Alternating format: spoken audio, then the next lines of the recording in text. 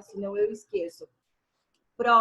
Quando vai ser a nossa prova? E, de fato, eu não sabia, acharia que ficaria ali para julho, mas já será semana que vem. Então, é isso mesmo. Semana que vem já nossa prova. Amores, não se preocupem, tá? Antes que vocês me perguntem, a redistribuição dos pontos. Eu não esqueci. Esse final de semana eu passei, na verdade, quinta, que foi feriado, sexta, apesar do ponto facultativo, mas eu acabei trabalhando sábado e domingo para atender a toda uma família que foi diagnosticada com Covid-19 e que, por conta disso, nenhum cartório, nenhum titular, ninguém queria atendê-los porque eles foram diagnosticados com Covid-19 e eu acabei lavrando o testamento da família, dentre outras situações, procuração e tal. Então, por conta disso, dessas atividades, inclusive celebrando o casamento até no final de semana, eu não pude, de fato, redistribuir a pontuação. Isso quer dizer que eu vou fazê-lo assim que concluir a nossa aula, portanto, concluindo a nossa aula, eu devo estar fazendo de um por um, colocando no sistema, o nosso sistema ainda está aberto, tá? E corrigindo as provas substitutivas. Então, fiquem tranquilos, tá certo? A Pro não se esqueceu, eu não me olvidei a esse respeito.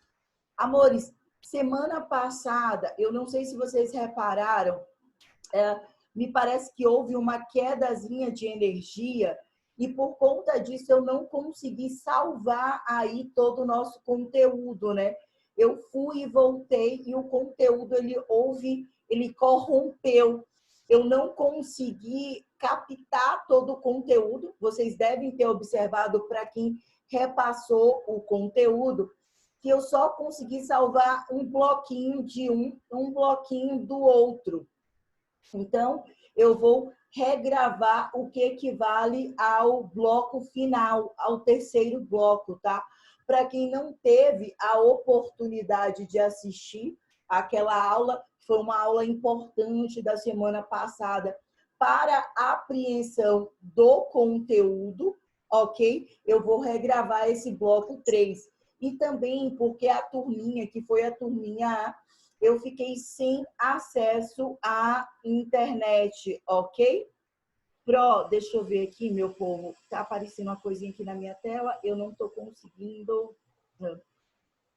Deixa eu ver aqui. Prof, você passou alguma atividade nessa terceira etapa? Me desliguei um pouco e me perdi, mas tem um atestado de psicologia. Nossa, e Luciana colocou, uma pena que a aula não ficou salva. Poxa, Lu, e eu fui. E Lu, pense que até os técnicos de informática daqui eu tentei para ver. Eu não sou muito boa, tá? Vocês devem ter reparado nisso. Eu tenho realmente uma deficiência, eu confesso, na seara de informática. Eu achei que tinha sido eu, que tivesse salvo em uma pasta diferenciada. E que por conta disso, eu não tivesse conseguindo localizar, sabe? Mas não foi isso não. Realmente, o arquivo corrompeu. Mas eu vou salvar um terceiro bloquinho, que, claro, nunca é a mesma coisa que a aula, aquela empolgação, mas que dá para ter uma ideia. Acho que foi a Laura que perguntou. Laura, tem uma atividade sim, tá? Essa atividade tem a data de entrega até o dia 19 de junho. Laura, ainda que você esteja com atestado, mas só verifica essa questão da data de entrega do trabalho, tá bom? Ele foi permitido que a sua realização, a sua feitura seja feita em dupla. Ele está postado lá pelo Google Classroom e é para tratar a respeito do sistema de precedentes normativos. A pontuação dele é de 10 pontos, tá? Uma pontuação importante, haja vista que nessa terceira unidade a nossa prova vai valer 20 e o trabalho 10, tá? Vale a pena ficar ligadinha aí com os colegas. Amores, por conta do nosso tempo, sem demora, nós iremos tratar sobre competência, tá certo? Vamos lá? Vamos juntos, já gravando, já estamos gravando aqui. Vamos que vamos. Olha só. Amores, Nós estudamos, portanto, na aula passada a respeito dos órgãos os órgãos jurisdicionados, né?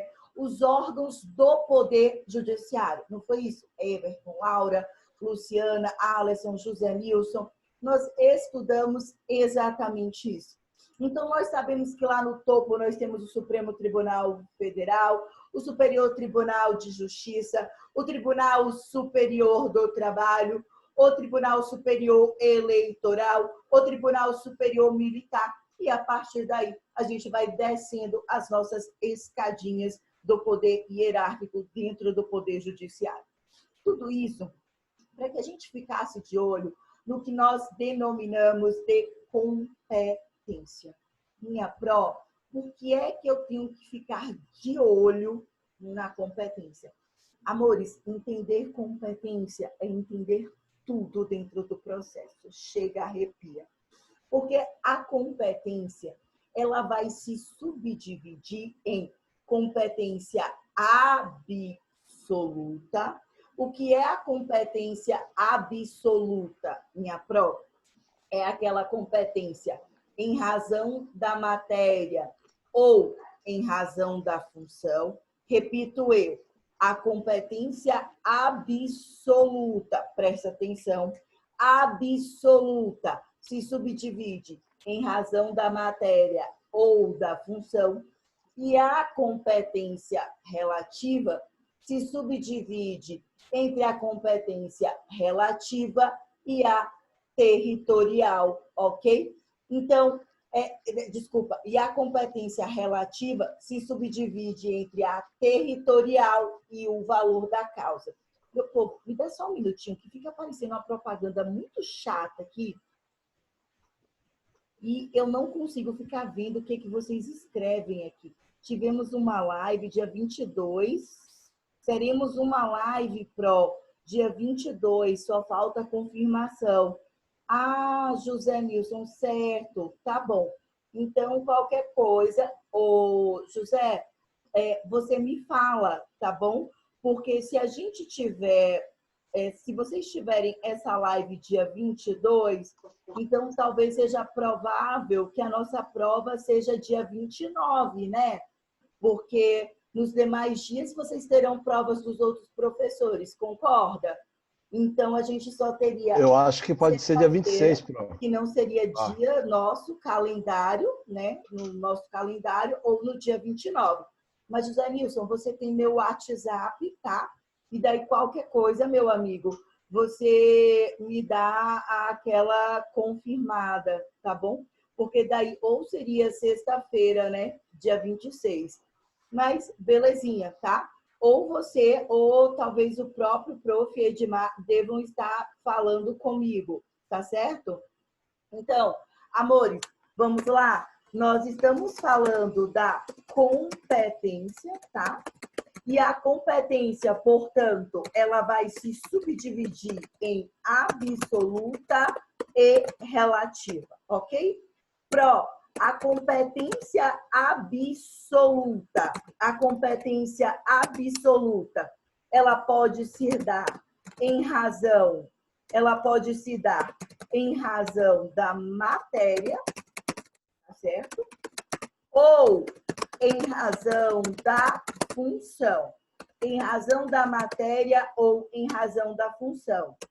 E a competência relativa, agora sim, ela vai observar o cunho, a natureza territorial ou o valor da causa. Anotem isso. Por quê, meu povo? Prestem atenção. Porque na hora da nossa prova, seja agora dia 22 ou seja agora dia 26, presta atenção, eu não vou perguntar, o que é a competência absoluta? O que é a competência relativa? Claro que não. Eu vou trazer um caso concreto. Escuta, bebê, escuta. Presta atenção. Presta atenção para você entender qual é a caracterização, como é que vai ser a pergunta da prova, se você quer brocar na prova. para você entender qual o objeto da nossa prova e qual o objetivo. Eu trago um caso concreto, tá? E diante desse caso concreto, eu vou perguntar se aquele juízo ele é competente em razão da matéria. Se aquele juízo ele é competente em razão do território. Se aquele juízo ele é competente em razão do valor da causa. Se aquele juízo ele é competente em razão da função. Vem comigo, hein? Isso aqui tem que estar na sua cabeça. Bora, bora, presta atenção. Competência absoluta. Olha o nome, olha o nome. Absoluta, absoluta, absoluta. Em razão da matéria ou em razão da função. Absoluta em razão da matéria ou em razão da função. Vem comigo do outro lado, hein? Competência relativa. Relativa. A outra era absoluta. Essa é relativa. Em razão do território ou em razão do valor da causa. Relativa. Relativa. Em razão do território ou do valor da causa. Pró, por que você está repetindo? Está me tratando como se eu fosse criança? Não, não é por isso. Presta atenção ao que eu vou te contar agora. É o que a gente chama de características da competência ou das espécies da competência. Presta atenção, anota aí. Características das espécies de competência. Beleza? Então, olha só. Quando a gente está falando de uma competência, que é uma competência absoluta, que é o que eu vou falar agora, quando a gente está falando de uma competência absoluta, tem que estar muito claro para vocês o seguinte: na competência absoluta, bebê, a gente está falando de uma matéria de ordem pública, ok? Matéria de ordem pública. Então, Everton, José Nilson, Laura, Luciana, todo mundo que está aqui nos acompanhando tem que ter em mente o seguinte: a competência absoluta é uma matéria de ordem pública. E daí que é uma matéria de ordem pública. Amores, ser uma matéria de ordem pública traz toda a consequência, todas as diferenças do mundo. Isso quer dizer o seguinte: qualquer pessoa poderá alegar, mesmo quem não é parte no processo, mesmo quem não é parte originária no processo. Por que, minha pró? Porque, observe, quando a gente está falando de uma competência absoluta, a gente está falando de uma matéria de ordem pública, sabe? Olha para mim, a gente está tratando de algo que diz respeito a todos. A gente está falando de um munus público. Sente aí, sente. Mexe comigo, mexe com José Nilson, mexe com Everton. Está mexendo perante todos. Então, eu não tenho nada a ver com isso. Mas se a gente está falando de uma competência absoluta, qualquer pessoa vai poder peticionar naquele processo, mesmo que não seja parte, mesmo que não seja uma espécie de intervenção de terceiro, mesmo que não seja sequer Ministério Público, mesmo que não seja Defensoria Pública, mesmo que não seja um terceiro interessado e prejudicado. Tudo para quê, minha pró?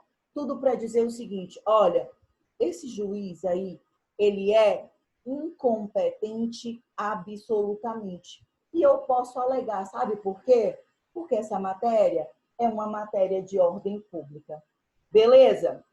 Aqui eu tenho a primeira diferenciação. Sabe por quê?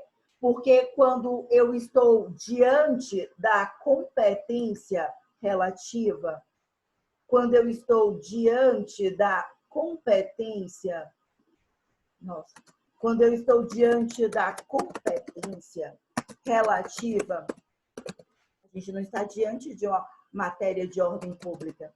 A gente está diante de uma matéria de ordem privada.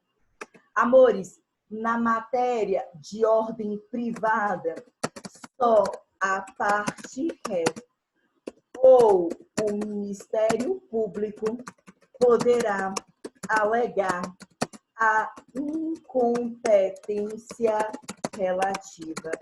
Isto é, a falta da competência relativa. Então, bebê, me acompanhem. Se liga, se liga, se liga. Eu tenho aqui um processo no qual a Luciana está se degladiando com a Laura, tá? Por este óculos. Faz de conta que esse óculos vale, sei lá, 1 milhão. 1 milhão e não é nem real, é de euros, ok? Não sei por quê, foi utilizado por Van Gogh. Pronto, vale 1 milhão de euros. Laura é parte autora. Laura se diz bisneta de Van Gogh. E Luciana é parte ré. É uma curadora e é responsável pelo Museu do Louvre. Ok, em Paris, na França. Amores, nessa briga entre Laura e Luciana, e Laura, ela é brasileira, mora no Brasil, nasceu no Brasil, possui residência no Brasil e por isso está pleiteando a jurisdição brasileira, requerendo a aplicabilidade da jurisdição brasileira, dizendo: eu tenho direito a esse óculos, porque eu sou neta de Van Gogh. Mais do que ter direito a expor para todos, isso se trata de um bem particular que faz parte do meu direito hereditário, do meu quinhão. Amores, a primeira pergunta que eu faço é o seguinte. Espera, que eu acho que tem aqui alguém colocando alguma... Não, é só essas propagandas que ficam aparecendo, fica aqui piscando. A primeira pergunta que eu faço é: quem é esse óculos? É da Laura, esse óculos? De quem é esse óculos? É da Luciana? Depende de quem o juiz disser que é. Perceba que nessa situação a gente estaria diante de um conflito internacional. O Brasil com certeza iria alegar que a sua jurisdição ela deve prevalecer a jurisdição brasileira, mas não pensem por um acaso que a França quedaria inerte. E daí a gente estaria diante de um conflito entre jurisdições, né? O país Brasil versus o país França, Estado versus Estado, e aí a gente teria um julgamento entre cortes perante um tribunal internacional. Ok.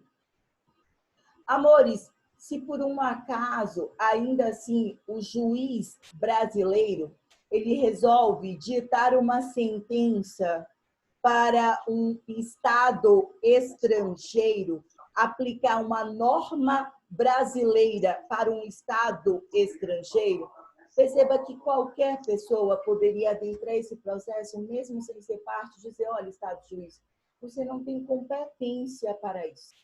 Nem competência material, porque essa é uma matéria de direito internacional privado e público, e você não tem competência funcional, tá?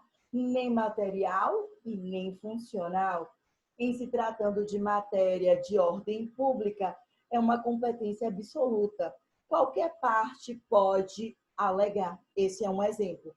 Amores, quando a gente está falando da competência relativa, por exemplo, em razão do território, pensa no seguinte: Renata ou a Luan, eles prestam serviços como empregados para o Paulo Sérgio.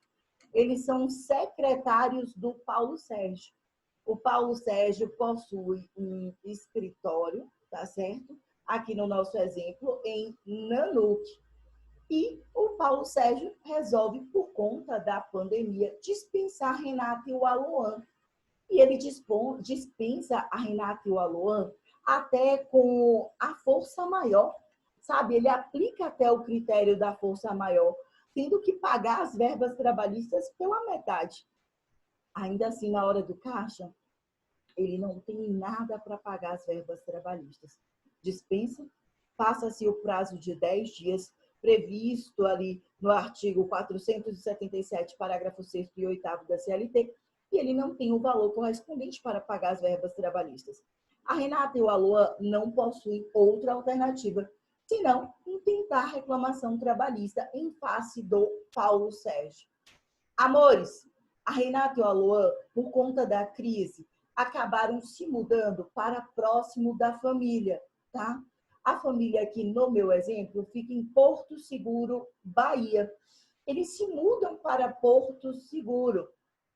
E quando eles se mudam para lá, eles resolvem propor a reclamação trabalhista, inclusive em Porto Seguro. Quando eles o fazem, perceba que Paulo Sérgio vai propor o que se chama de exceção de incompetência territorial. Como é isso? Calma, respira. O nome dessa peça é para dizer: o juiz, boa noite, Romilda, o juiz trabalhista de Porto Seguro, Bahia, me acompanha, não é competente em razão do território para julgar os pedidos de verbas trabalhistas da Renata e do Aloan em face do Paulo Sérgio. Sabe por quê? Porque o competente territorialmente é aquele do local da prestação de serviços. Onde era mesmo que a Renata e o Aloan prestavam serviços para o Paulo Sérgio? Em Nanuque, Minas Gerais. Então, o competente territorialmente é o juiz trabalhista de Nanuque, Minas Gerais. Agora, respira, respira. Continua comigo, bora. Bora. Renata e Aloan prestavam serviços para Paulo Sérgio onde? Em Nanuque, Minas Gerais. Não importa onde Renata e Aloan moravam, se eles moravam em Montanha, Espírito Santo, eles empregados. Não importa onde Paulo Sérgio morava, em Mucurici, Ponto Belo, Espírito Santo. Não importa se a empresa de Paulo Sérgio, a agência principal, fica em Vitória, no Espírito Santo. Estou nem aí.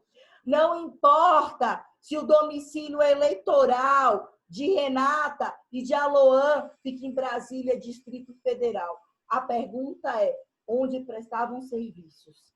Onde prestavam serviços? Vá, repete. Onde prestavam serviços? Nanuque, Minas Gerais.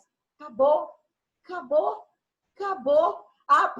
Renata e Aloan foram para Porto Alegre, Rio Grande do Sul, se casarem. Porra, meu povo!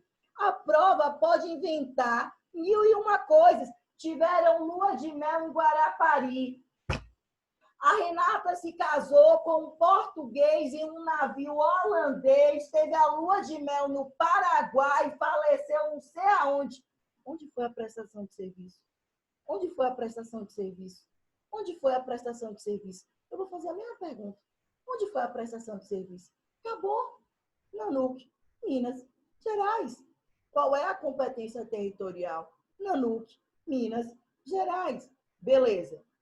Se por qualquer motivo, Aloan ou Renata vão propor essa reclamação trabalhista em qualquer outro local, que não seja Nanuque, Minas Gerais, vem comigo. Território. Essa é uma competência absoluta ou relativa? Responde aqui para mim no chat.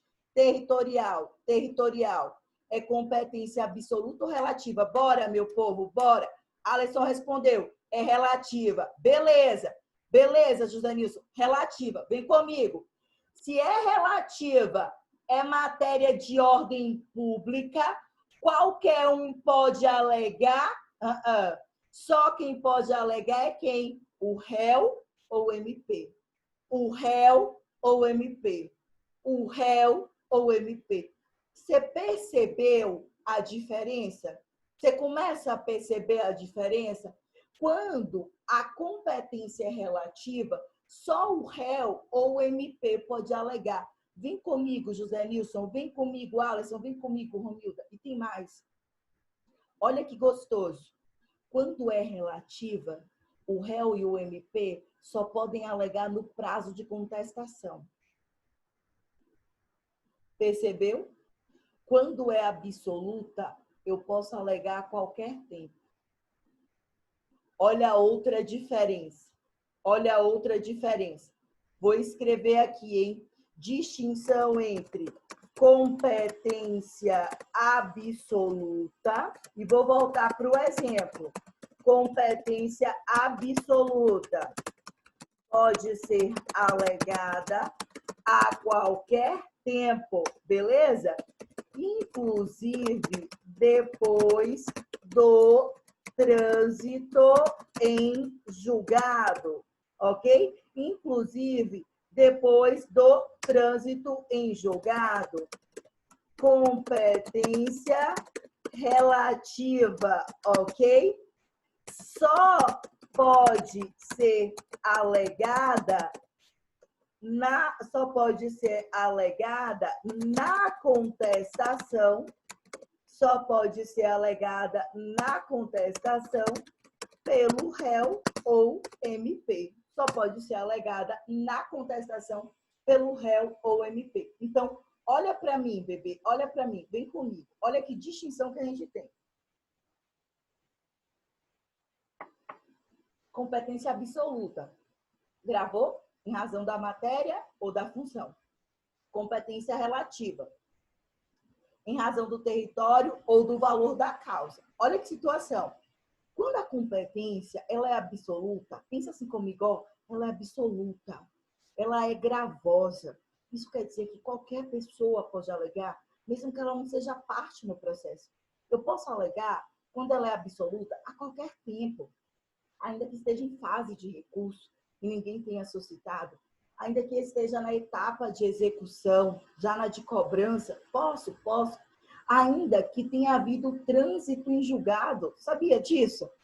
Depois de transitado em julgado, eu ainda posso propor uma ação denominada de ação rescisória. Isso mesmo, é cabível a ação rescisória. Vou colocar aqui, ó, uma OBS. OBS, ação rescisória, tá bom? Uma ação rescisória. Minha pró, para que a ação rescisória? Para, no prazo de até 2 anos, até quantos anos? Até quantos anos? Até 2 anos, depois de transitado em julgado, poder desfazer a coisa julgada. Mas espera aí, Pro. Você tinha me dito que quando havia o trânsito em julgado já era, morreu Maria Pré, era definitivo, era satisfativo, era imutável. Essa é a ideia. Mas lembre-se que no direito, como tudo na vida, a gente tem a regra e temos as exceções. A ação rescisória é aquela exceção. É uma exceção que está prevista lá no 966 do CPC, tá? Poucos advogados manejam essa ação. Interessantíssima, belíssima. O 966 do CPC diz assim, olha, quando a ação transitou em julgado e você quer atacar a coisa julgada, você tem um prazo. Qual é o prazo? 2 anos. Até 2 anos. Então, você tem que verificar não a data da sentença, não a data do recurso, não a data da execução, não a data que recebeu o valor. Tem que olhar quando foi que houve a certidão do trânsito em julgado. Contar até 2 anos. Se tiver dentro desse prazo, eu posso ingressar com uma ação. O nome dessa ação é ação rescisória. Eu posso ingressar com essa ação pelo 966 por vários motivos. Por exemplo, se eu comprovo que o juiz atuou de forma impedida, lembra daquele artigo 144 do CPC, que a gente até estudou lá no início? Se eu consigo comprovar que o juiz atuou e que um dos advogados do escritório de advocacia que atua ali representando as partes, que um daqueles advogados é a companheira do juiz, é a esposa do juiz, é a irmã do juiz.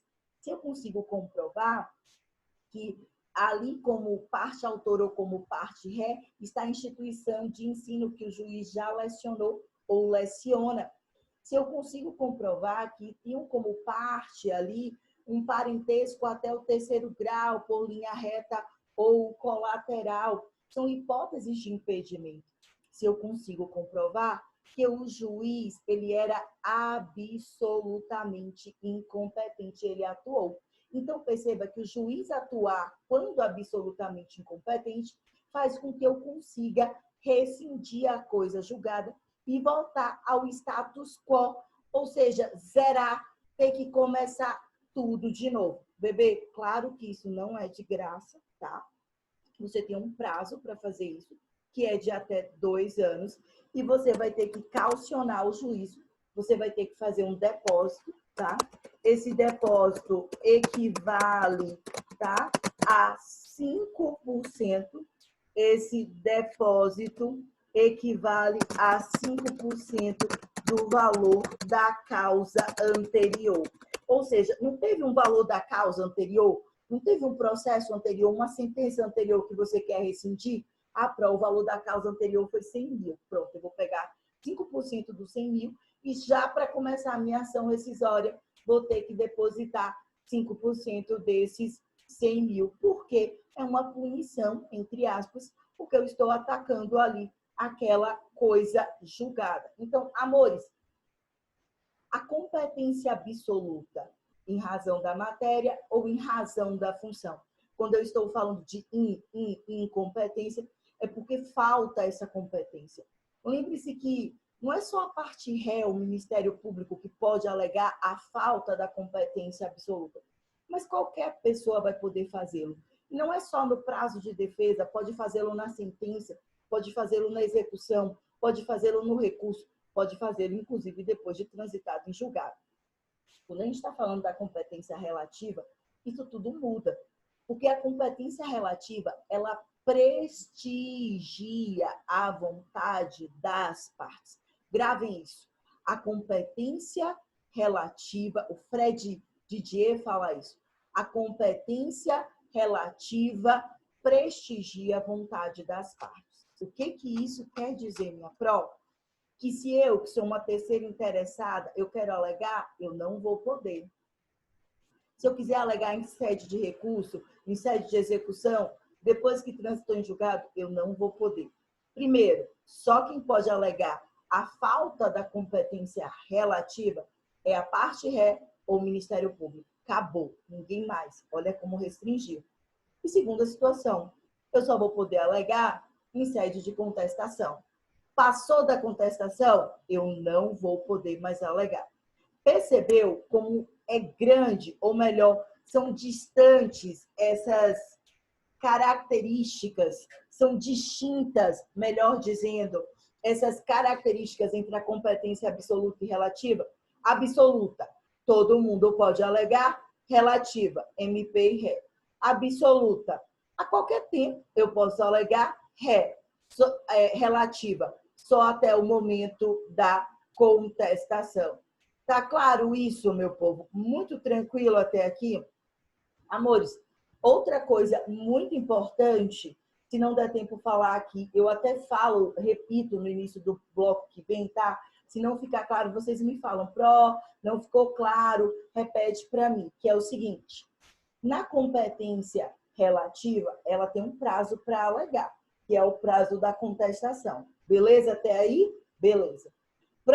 O que acontece se a parte ré ela não alega no prazo de contestação?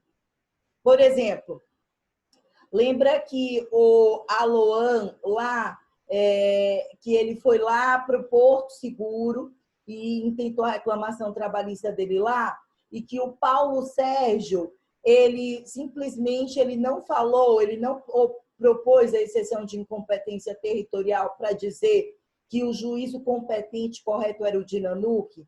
Sabe o que acontece? Segura, hein? Se tiver em pé, segura. Não cai, não cai. O juízo incompetente de Porto Seguro, Bahia, passa a ser o competente. Vou repetir, hein? Vou repetir. O juízo incompetente passa a ser o competente. Isso só acontece na incompetência relativa. Como assim, minha pró? Vou anotar? Vocês anotem que a gente tem 2 minutinhos e eu volto. Se a incompetência relativa não for alegada no tempo hábil. Qual é o tempo hábil? Vocês já sabem, contestação pelo réu ou MP. Haverá a convalidação da competência, tá? O que a gente chama de prorrogação da competência. Resumo da história: o juiz incompetente passa a ser o competente. Beleza, meu povo? Me aguarda, não sai